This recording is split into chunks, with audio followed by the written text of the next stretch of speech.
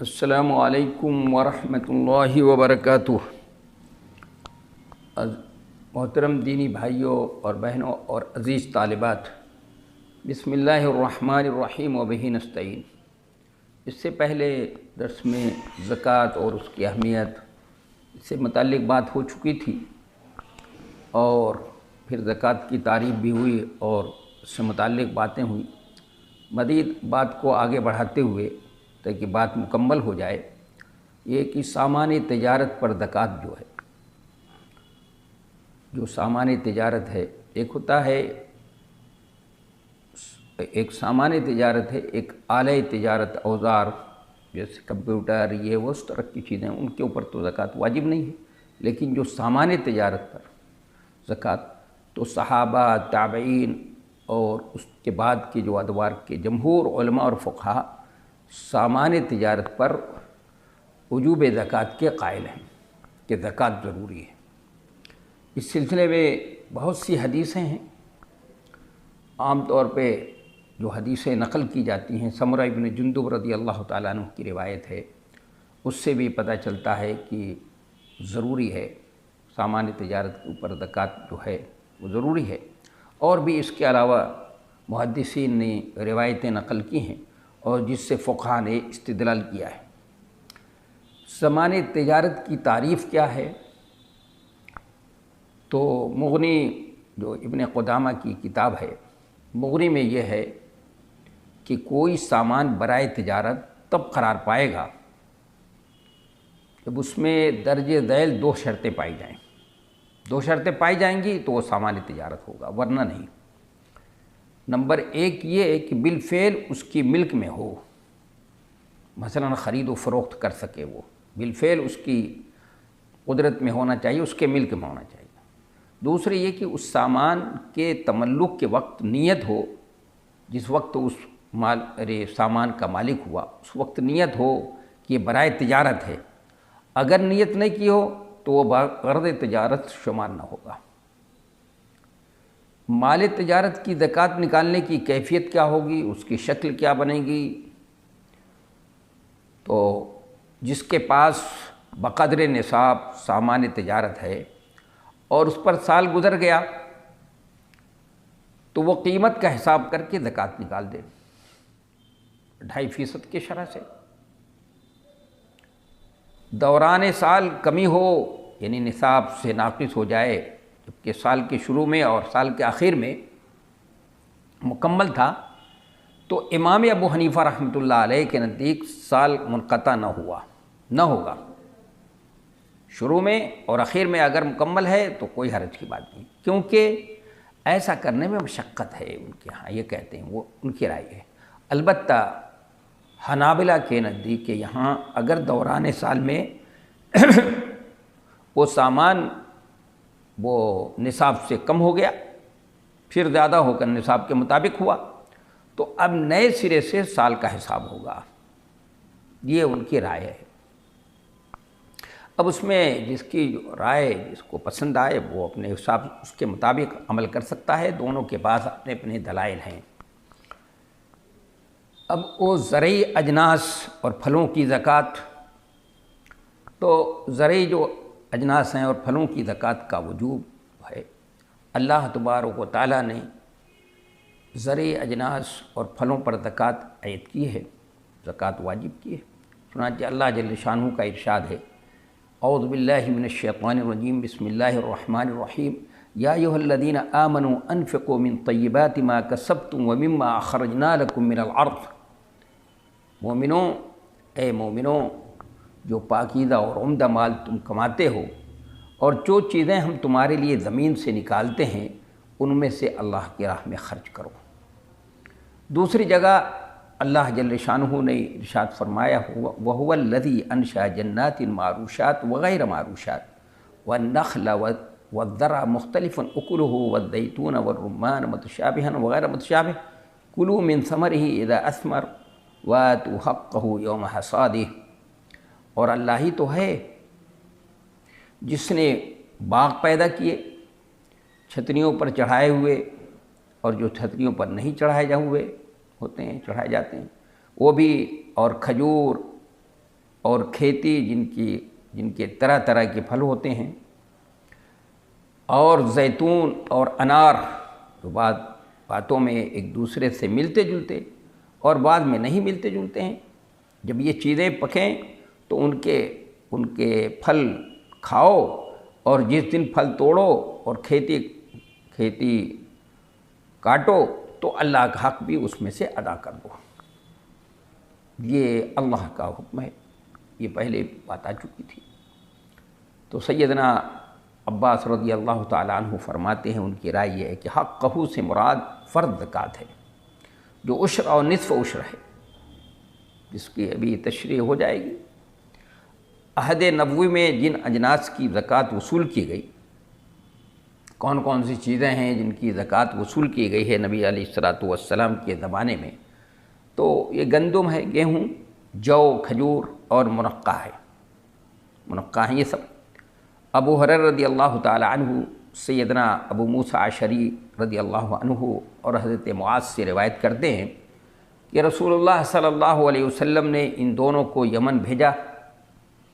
تاکہ اہل یمن کو دین کی تعلیم دیں، تو حکم دیا کہ زکوٰۃ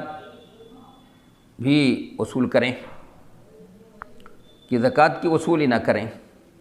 مگر ان 4 اجناس کی، زکوٰۃ کی وصولی نہیں کریں گے مگر ان 4 اجناس کی بتایا آپ نے، گندم، جو، کھجور اور منقع۔ یہ روایت صحیح ہے۔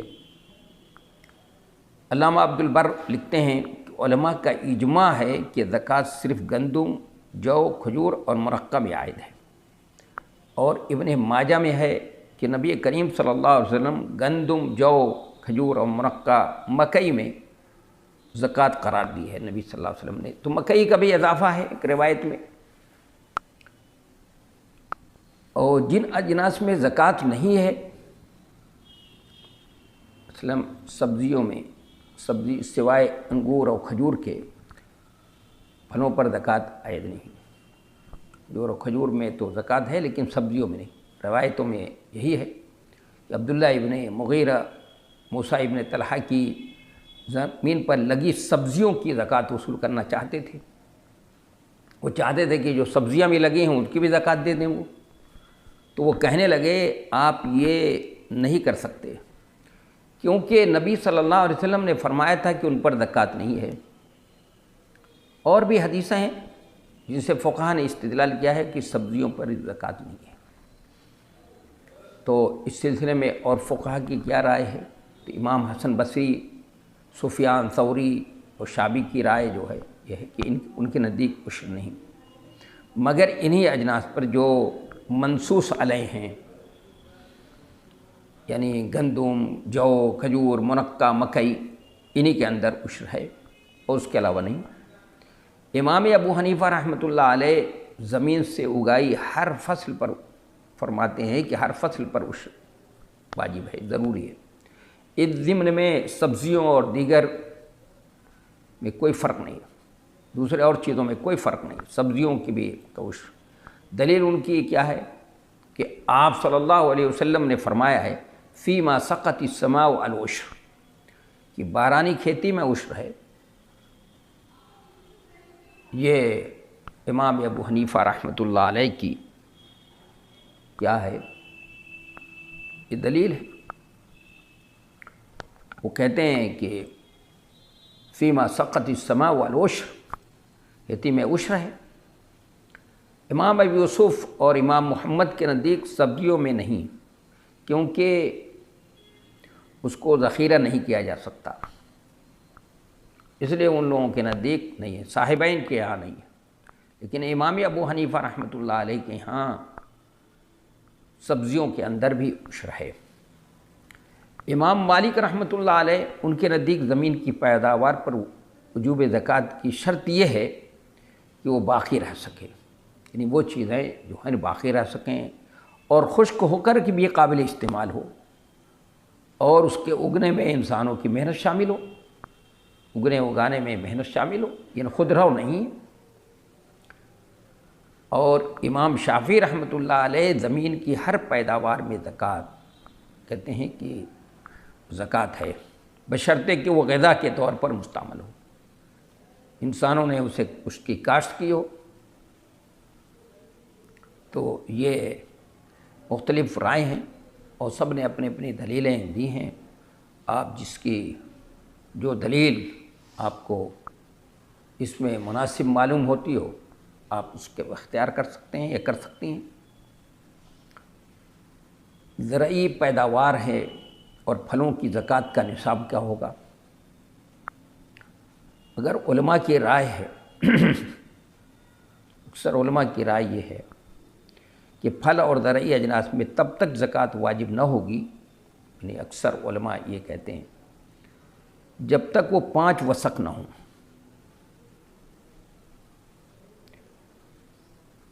چھلکا اور توڑی صاف کرنے کے بعد 5 وسق ہوں گی تو اس کے اندر اس میں زکوٰۃ واجب ہے۔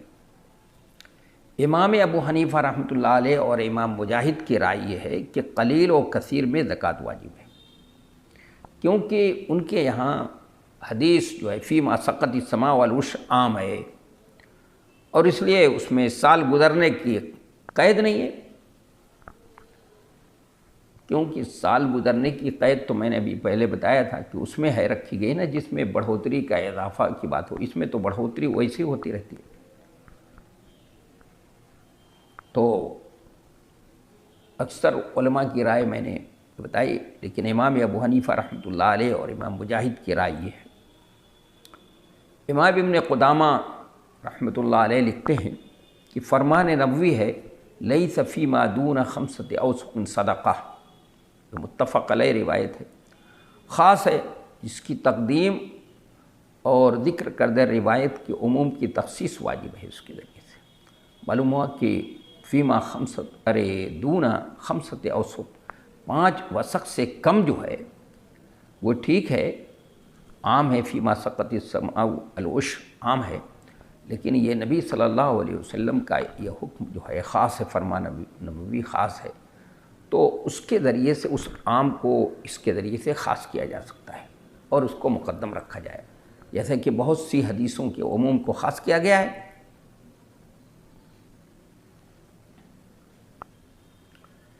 اب یہ کہ زکوٰۃ جو ہے شرع کیا ہوگی، مثلا پانی نکالنے کے طریقوں کے مختلف ہونے سے زکوٰۃ کی شرح میں فرق پڑے گا۔ تو اگر کسی پیداوار کو بارانی پانی لگا تو اس میں عشر ہے، لیکن اگر کسی آلے وغیرہ سے کے ساتھ یا قیمتاً پانی لگا ہو تو اس میں نصف عشر ہے، 20واں حصہ ہے اس میں، جیسا کہ حضرت سیدنا معاذ رضی اللہ تعالیٰ عنہ کی حدیث سے یہ ثابت ہوتا ہے۔ تو اس لیے اس کو سامنے رکھنا چاہیے، ان سب چیزوں کو سامنے رکھنا چاہیے۔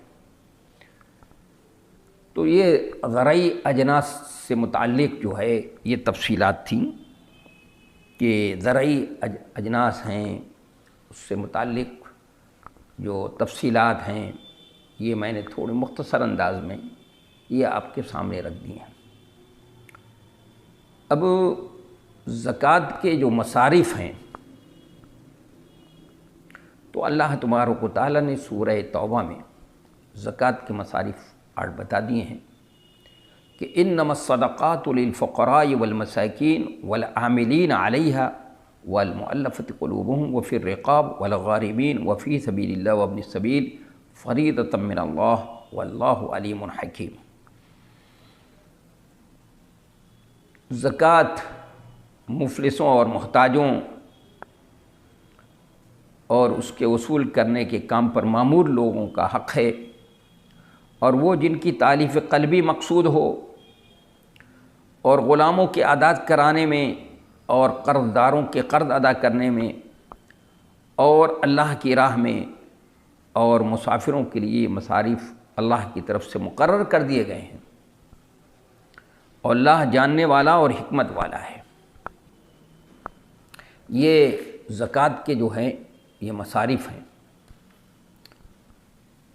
تو زکوٰۃ کے مصارف میں پہلے نمبر پہ یہ رکھا گیا کہ انما الصدقات للفقراء والمساکین، نمبر 1 فقراء اور مساکین۔ فقراء اور مساکین یعنی یہ ایسے محتاج جن کے پاس بقدر کفالت مال نہیں ہے تو وہ فقراء و مساکین میں ہے۔ فقیر تو وہی ہے، وہ ہے جس کے پاس کچھ بھی نہ ہو، اور مسکین وہ ہوتا ہے جس کے پاس کچھ ہے لیکن اتنا مال نہیں ہے کہ اس سے کفالت کر سکے، اپنے بچوں کی، بیوی بچوں کی کفالت کر سکے۔ تو معلوم یہ ہوا کہ اگر ایسا کوئی شخص ہے جو اپنی کفالت کر سکتا ہے، اتنا مال اس کے پاس ہے کہ وہ اس سے کفالت کر سکتا ہے، وہ اپنی بیوی بچوں کی کفالت کر سکتا ہے، تو وہ شریعت کی نظر میں وہ کیا ہے؟ وہ غنی ہے، وہ فقیر محتاج نہیں ہے۔ یا کوئی صحت مند ہے، تندرست ہے، اس کے بارے میں بھی علماء کہ اس کو زکوٰۃ کا پیسہ دیا جائے گا یا نہیں دیا جائے گا، یہ سب بھی مسئلہ ہے۔ تو پہلا جو ہے مصرف اس کا یہ کہ فقیر اور مساکین، فقراء اور مساکین۔ میں نے بتایا فقراء، ہمارے یہاں مسکین اس کو کہا جاتا ہے، اس کا معاملہ الٹا ہے۔ عربی میں مسکین اس کو نہیں کہتے جس کے پاس کچھ بھی نہ ہو۔ ہمارے یہاں اردو میں مسکین اس کو کہتے ہیں، ارے بڑا مسکین ہے بھائی، یہ بہت مسکین ہے، ارے بھائی کچھ بھی نہیں ہے اس کے پاس۔ لیکن عربی میں اس کا معاملہ الگ ہے۔ فقیر وہ ہے جس کے پاس کچھ بھی نہ ہو، اتنا نہ ہو کچھ، اور مسکین یہ ہے کہ کچھ تھوڑا بہت اس کے پاس ہو۔ تو اس میں دونوں میں فرق ہے، اس لیے قرآن نے کہا انما الصدقات للفقراء والمساکین، مساکین دوسرے نمبر پہ ہے۔ اور تیسرے صنف جو ہے والعاملین علیہا، کہ عاملین علیہا کا مطلب وہ جو اسلامی اسٹیٹ ہے، اور چونکہ اس زکوٰۃ کا سسٹم اجتماعی سسٹم ہوتا ہے، بیت المال میں زکوٰۃ سب کی جمع کی جاتی ہے، تو اس کے وصول کرنے والے اصولی پر جو لوگ مامور ہوتے ہیں، اس کے اصولی کے کاموں پر جو مامور ہوتے ہیں، ان کو بھی زکوٰۃ کا پیسہ دینا جو ہے ضروری ہے۔ یا زکوٰۃ کے جو وہ زکوٰۃ کے مال کی حفاظت کرنے والے ہیں، یا زکوٰۃ کے مویشیوں کی چرانے والے ہیں، جیسے نبی علیہ السلام نے صدقے کے اور وہ زکوٰۃ کے اونٹ تھے تو ان کے چرانے والے بھی مقرر کر رکھے تھے، تو اس کو بھی اس میں سے دیا جا سکتا ہے۔ اور اسی طرح سے زکوٰۃ وصول کرنے والا مالدار ہوئے،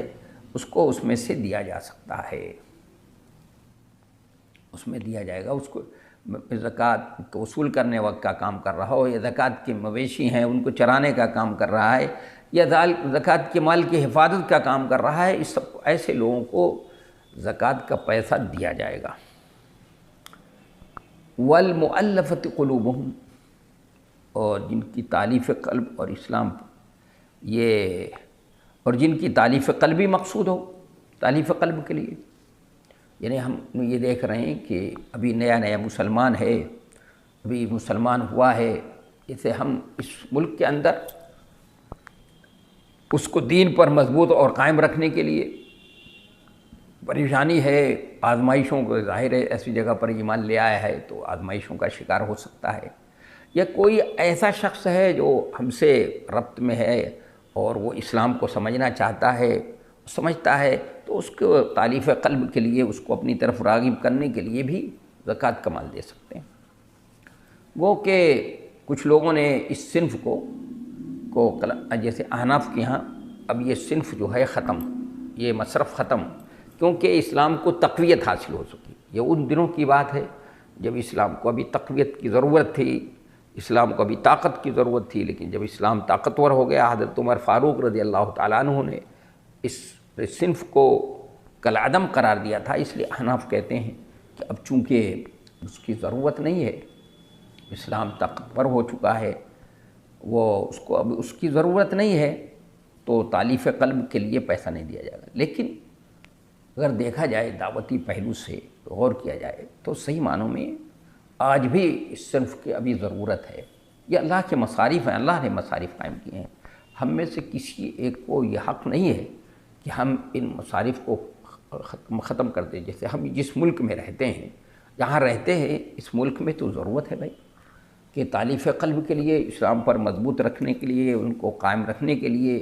ہمارا مقصود ہے اسلام پر، تاکہ وہ جمے رہیں۔ ابھی نئے مسلمان ہیں، نئی نئی آزمائشوں کا شکار ہیں، تو ان کے تالیف قلب کے لیے تو کر سکتے ہیں۔ وہ اسی طرح سے وہ پھر رقاب، یعنی اور غلاموں کی عادات کرانے میں بھی، مثلا ایک غلام ہے تو خیر غلاموں کا دور ختم ہو چکا ہے، لیکن اسلام نے غلاموں پر پابندی نہیں لگائی، لیکن غلامی کو ختم کرنے کے لیے ایسے کچھ اصول بتائے جس سے غلامی کا دور ختم ہو جائے۔ تو اس میں زکوٰۃ کے مصارف میں بھی رقاب رکھا، غلاموں کے آزاد کرانے میں بھی، یعنی ایک کسی نے اپنے آقا سے مکاتبت کر لی ہے، تو مکاتبت یہ ہوتی ہے کہ آقا سے کوئی معاملہ طے کر لے کہ بھائی اتنا، اس کا آقا کہے اتنا پیسہ دے دو، اتنا پیسہ کما کر کے تم مجھے دے دو اور تم پھر آزاد ہو جاؤ گے، تو اس کو بھی اس کے تعاون کیا جا سکتا ہے زکوٰۃ کے پیسے سے، تاکہ وہ اپنے آقا سے، اپنے مالک سے وہ آزادی حاصل کر لے۔ تو گردنوں کو، غلاموں کو آزاد کرانے میں بھی، یعنی مکاتبت میں، اس میں بھی زکوٰۃ کا پیسہ دیا جا سکتا ہے، لگایا جا سکتا ہے۔ اور والغارمین، اور جو مقروض ہیں، کہ ایک آدمی ہے بیچارہ قرض میں اتنا ڈوبا ہوا ہے اور دبا ہوا ہے، نبی بچوں کے اخراجات بھی نہیں پورا کر پا رہا ہے اور قرض میں ڈوبا ہوا ہے، اور یہ ہے، تو ایسے شخص کو قرض سے چھڑانے کے لیے، اس سے قرض سے اس کو آزاد کرانے کے لیے، اس میں بھی یہ پیسہ جو ہے زکوٰۃ کا پیسہ دیا جا سکتا ہے، اس میں خرچ کیا جا سکتا ہے، اس میں کوئی حرج کی بات نہیں، اس کا زکوٰۃ کا پیسہ اس میں بھی خرچ کیا جائے گا۔ اور ایک مد ہے وہ فی سبیل اللہ، اور اللہ کے راستے میں، اللہ کے راستے میں یہ مد جو ہے بہت وسیع ہے، یعنی اللہ کے راستے میں اللہ کے دین کو یعنی جہاد کے اندر جو دین کے غلبے کے لیے جو لوگ کوشش کرتے ہیں اور جہاد میں مصروف ہیں اور سرکار کی طرف سے ان کو تنخواہیں نہیں ملتی ہیں، تو ان کو بھی زکوٰۃ کے پیسے سے ان کا تعاون کیا جا سکتا ہے اللہ کے راستے میں، یا تعلیم کے راستے میں، میدان میں بھی، یا کوئی دین کے دفاع کے لیے خرچ کر رہا ہے اس کے لیے بھی۔ لیکن ہاں یہ اتنی بات ضرور ہے کہ مفاد، یعنی جو مفاد عامہ ہوتے ہیں ان میں جو زکوٰۃ کا پیسہ خرچ نہیں کیا جائے گا، جیسے مسجد کی تعمیر ہے، راستوں کی تعمیر ہے، سڑک کی تعمیر ہے، اس سب چیزوں میں، اس طرح کی چیزوں میں نہیں، لیکن فی سبیل اللہ کی مد جو ہے وہ بہت عام ہے۔ تعلیم کے اندر، نادار بچوں کی کفالت میں، بیواؤں اور بے کسوں کو سہارا کی کفالت ہے، یا اسی طرح کوئی میڈیا والا اس طرح سے کوئی وہ اللہ کے دین کی طرف سے دفاع کر رہا ہے، حق کا پرچم بلند کر کے ہوئے ہے، تو اس کے چونکہ آج دور باطل طاقتوں کا ہے، اس دور میں اگر وہ حق کا پرچم علم بلند کیے ہوئے ہے تو ایسے شخص کے لیے جو ہے وہ اس کا تعاون کیا جا سکتا ہے زکوٰۃ کے پیسے سے۔ وہ فی سبیل اللہ کے اندر یہ سب وہ چیزیں جو ہیں آئیں گی، اور اس پر علامہ یوسف قرضاوی حفظہ اللہ نے بہت تفصیل سے اس پر بحث کی ہے، اگر کوئی پڑھنا چاہے تو اس پر ان کی کتاب کی طرف ان کی کتاب کو پڑھے، اور انہوں نے جو وضاحتیں کی ہیں اس کو پڑھ کر سمجھنے کی کوشش کرے۔ وابن السبیل کہ اور اللہ کی راہ میں مسافروں کے لیے بھی، کہ راہ میں مسافر ہیں، دیکھیے مسافر ایک نکل چکا ہے، اور دوران سفر جو ہے اس کو پریشانی لاحق ہو گئی، مثلا اس کا مال لوٹ گیا، وہ بیچارہ مفلوق الحال ہو گیا، سب کچھ لوٹ گیا اس کا، تو اب اس کو اپنے گھر تک پہنچنا ہے، تو زکوٰۃ کے پیسے سے اس کا تعاون کیا جا سکتا ہے۔ زکوٰۃ کے پیسے سے وہ کہ گھر پہ اپنے کروڑ پتی ہے، ارب پتی ہے وہ شخص، لیکن اب سفر میں ہے، دوران سفر ہے، اس کا مال لوٹ چکا ہے، اب وہ اس کی ضرورت ہے، اس کے تعاون کی ضرورت ہے، تو اس کا تعاون کیا جائے گا، اس کو زکوٰۃ کے پیسے سے اس کا تعاون کیا جا سکتا ہے۔ لیکن یہیں پر یہ بات بھی سمجھنے کی ہے کہ ایک شخص ابھی سفر پہ جا رہا ہے، اس کے پاس پیسے نہیں ہیں، اور سفر پہ جانا ہے، سفر کرنا چاہتا ہے وہ، تو اب اس کے لیے یہ نہیں کیا جائے گا کہ سفر پہ جانا ہے، شروع کرنا جا رہا ہے تو اس کے لیے زکوٰۃ کے پیسے سے اس کی مدد کر دی جائے، اس کا تعاون کر دیا جائے۔ اس سے بعض علماء نے اس کو منع کیا ہے۔ تو وابن السبیل کے اندر یعنی وہ اللہ کے راستے کا مسافر، یعنی مسافر ہے، حافروں کے لیے یہ کہ سفر کر رہا تھا، مثلا ATM بھی اس کا چوری ہو گیا، اس کا کارڈ بھی چوری ہو گیا، ساری چیزیں، موبائل بھی چوری ہو، کوئی ذرائع وسائل نہیں۔ اب اگر گھر والوں سے بھی کچھ رابطہ قائم کرتا ہے تو وہ بھی نہیں ہو سکتا، ممکن نہیں۔ تو ایسی شکل میں آج کل تو خیر ہر صورت کوئی نہ کوئی شکل بن سکتی ہے، لیکن اگر نہیں کوئی شکل بن سکتی اس کی اور مجبور ہے اور اس کو اپنے گھر تک پہنچنا ہے تو اس کا جو ہے تعاون کیا جائے گا، زکوٰۃ کے پیسے سے کیا جا سکتا ہے۔ تو قرآن کہتا ہے فریضۃ من اللہ واللہ علیم حکیم، یہ مصارف اللہ کی طرف سے مقرر کر دیے گئے ہیں، اللہ نے مقرر کیا ہے بھائی، تو اس میں سے کسی کو ختم کرنے کی تو کوئی گنجائش نہیں ہے۔ اس میں سے کسی کو کوئی یہ نہیں ہے کہ فلاں مصرف کو ہم ختم کر دیں، فلاں مصرف کو یہ کر دیا جائے، اور اللہ جاننے والا اور حکمت والا ہے۔ تو اب یہ ہے کہ کن لوگوں کو زکوٰۃ کا پیسہ نہیں دیا جائے گا، تھوڑی سی بات سن لیجئے۔ تو کافر اور ملحد کو زکوٰۃ کا پیسہ نہیں دیا جائے گا، اور بنو ہاشم کو بھی زکوٰۃ کا پیسہ نہیں دیا جائے گا۔ ان سے مراد آل علی اور آل عقیل اور آل جعفر، آل عباس اور آل حارث ہیں۔ اور اسی طرح آبا اجداد کو اور بچوں کو کے اوپر زکوٰۃ کا پیسہ نہیں، بیوی کے اوپر یہ زکوٰۃ کا پیسہ نہیں دیا جائے گا۔